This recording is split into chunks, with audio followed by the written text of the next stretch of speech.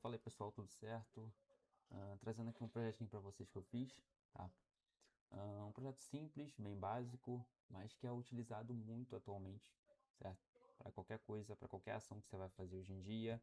E mesmo para quem não é dev, utiliza isso aqui sem saber, tá? O projetinho que eu estou falando, como vocês estão vendo, seria um CRUD, tá? Para você que nunca programou ou chegou de paraquedas, o que seria um CRUD, certo? CRUD basicamente são 4 ações que a gente faz no ramo de desenvolvimento, diria assim, né? Para qualquer coisa. Eu quero criar um site, eu quero desenvolver um blog, eu quero, sei lá, desenvolver qualquer coisa. Eu não consigo pensar em algo que você não utilize um CRUD hoje em dia. Mas o que seria esse CRUD? CRUD basicamente são 4 ações que consistem em você criar algo, entre você ler algo, atualizar e deletar algo, certo? Então, o CRUD ele vem de Create, Read, Update, Delete. Uma vez que você tem noção desses 4 conceitos, você consegue fazer qualquer ferramenta, qualquer software, né? Então, exemplificando aqui na tela para vocês como que funciona isso na prática. Eu tenho aqui uma telinha na qual eu consigo criar usuários, certo? Então eu insiro um nome, eu insiro um e-mail e de bônus aqui eu consigo inserir uma imagem para esse usuário. Então, no momento que eu estou fazendo essa criação aqui, né, que seria o meu C, eu logicamente estou fazendo o meu create, que a gente chama também de post, certo? Então vamos lá, vou inserir um usuário aqui, vou inserir um e-mail também. E aqui eu vou adicionar uma foto para esse meu usuário, certo? Beleza. Uma vez com essas informações preenchidas, eu venho aqui e crio esse usuário.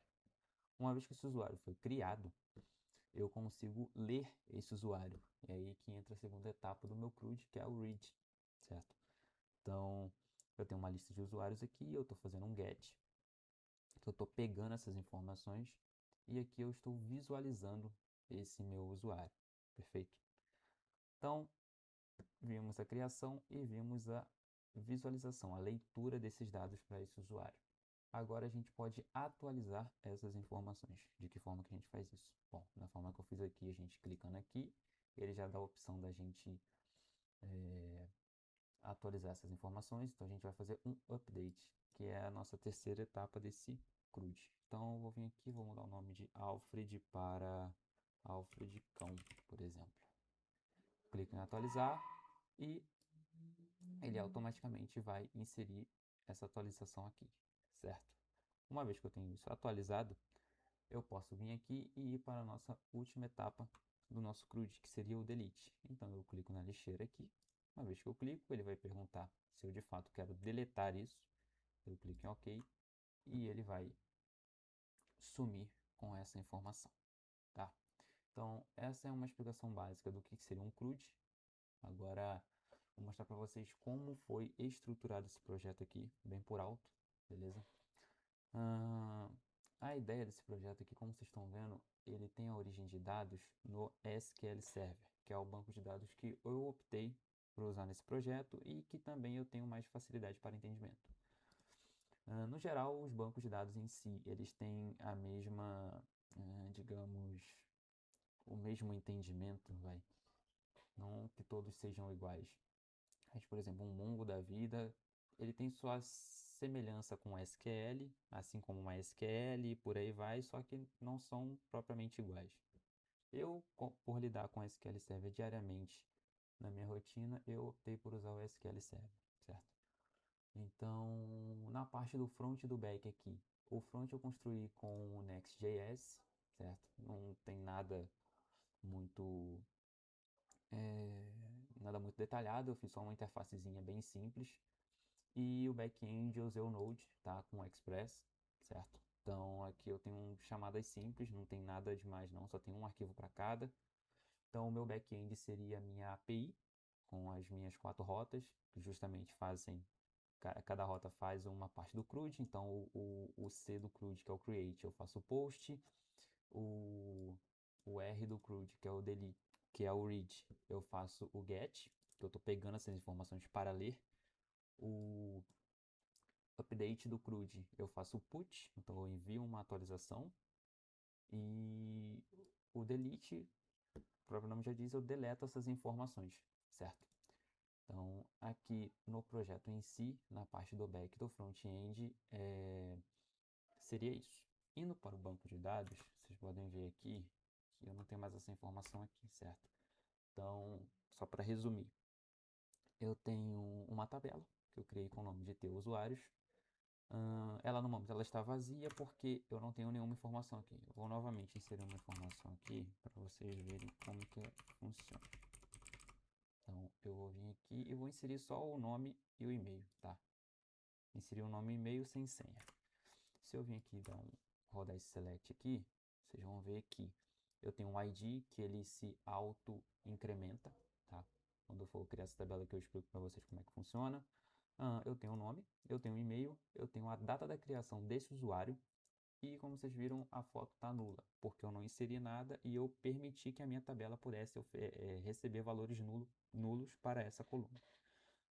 Vamos agora fazer uma atualização para esse usuário e inserir uma imagem para esse usuário aqui. Então, venho aqui, atualizo, dou um F5 aqui. Deixa eu ver se já rodou no banco, não sei se o projeto caiu. Ainda não, acho que o projeto caiu. Deixa eu dar uma olhadinha aqui.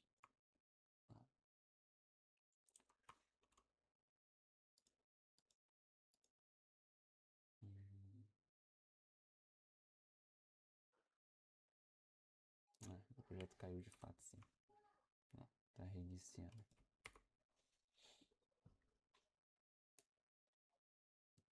Vou tentar inserir de novo aqui a foto. Opa, fiz errado, calma. Aqui. Clica aqui, abrir. Foi de atualizar.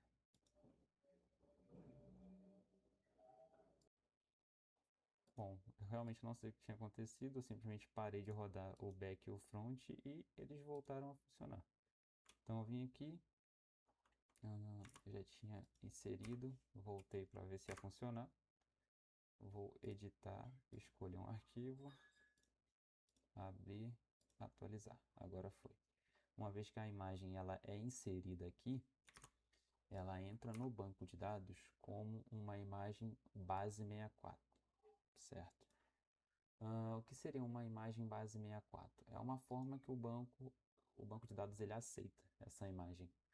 Não é a melhor forma, tá, para se fazer isso, uma vez que a pessoa que está desenvolvendo algo relacionado a isso aqui, ela tem um fluxo muito grande ou uma lista muito grande de usuários, isso tende a pesar. Então, não é uma boa ideia usar armazenamento de imagens direto no banco de dados, seja base 64 ou seja binário. Tá? Isso tende a pesar muito.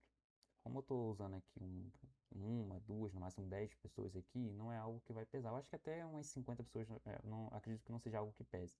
Mas se você tem um sistema na qual você comporta aí 500, 100, não sei, 1000 funcionários, talvez não seja uma boa ideia.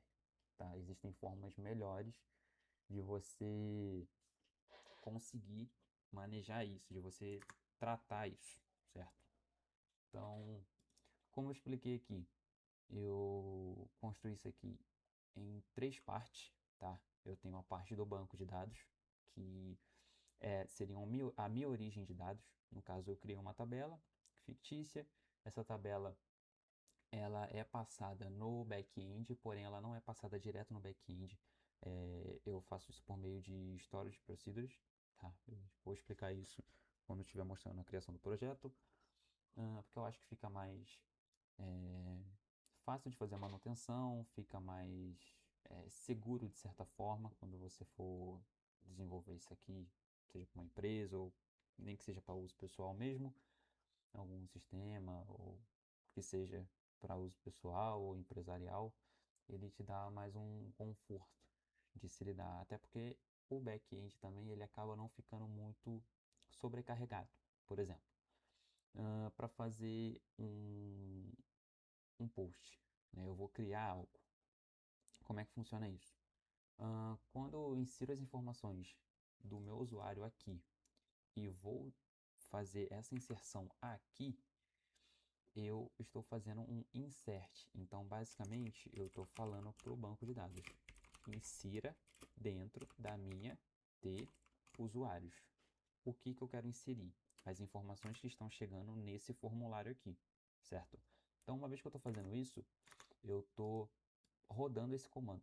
Então, atualmente, quando eu clicar aqui, ele vai fazer um insert do nome e do e-mail que eu inseri aqui. O mesmo vale para a imagem, entendeu? Então, para que não tenha esses comandos rodando direto no back-end, a ideia é construir uma storage procedure e inserir esses comandos dentro dessa procedure e chamar essa procedure dentro do meu back-end, que seria a minha API. Isso faz a manutenção do código ficar mais fácil e torna, para quem for mexer nesse código futuramente, ter um entendimento mais fácil, certo? E além de deixar o código muito mais limpo.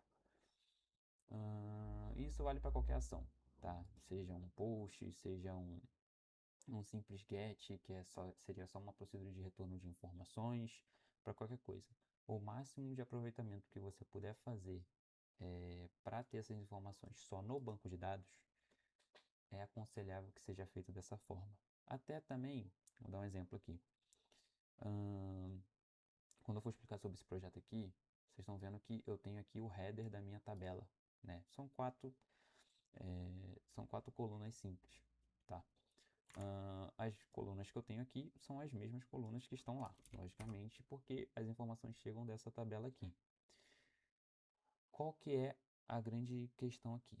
Os títulos, tá? O título dessa coluna aqui, que está aparecendo aqui, eles estão também vindo do banco de dados. Isso facilita em alguns pontos, vou explicar algum deles aqui.